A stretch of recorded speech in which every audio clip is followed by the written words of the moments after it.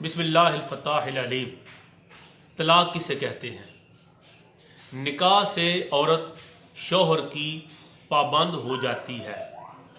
वो औरत जो अजनबिया थी, अब एक अमल से गुजरी, निकाह के अमल से गुजरी, तो वो कुछ हुकूक में, कुछ जिम्मेदारियों की अल्लाह की तरफ से पाबंद हो गई। तो निकाह से औरत शौहर की पाबंद हो गई। इस पाबंदी के उठा लेने को तलाक कहते हैं। जिस तरह शरीयत ने नामहरम मर्द और औरत के इकट्ठा होने को निकाह का नाम दिया और इसका एक तरीका बताया, उसी तरह शरीयत ने इस पाबंदी को ख़त्म करने को तलाक कहा और तलाक का भी तरीका इरशाद फरमाया।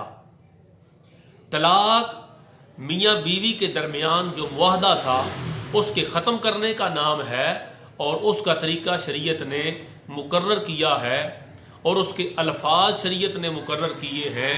उसकी दो सूरतें हैं।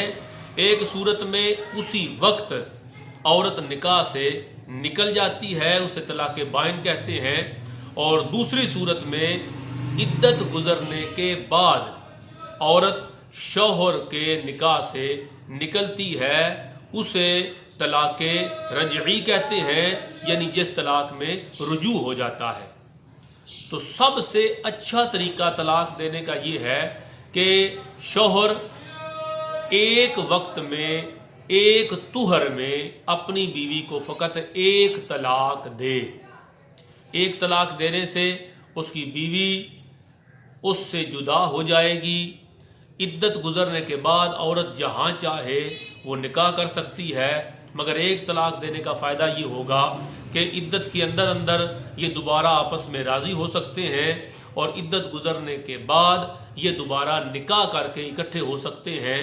तो तलाक़ निकाह से औरत शौहर की जो पाबंद हो गई थी, उस पाबंदी के ख़त्म करने को तलाक़ कहते हैं।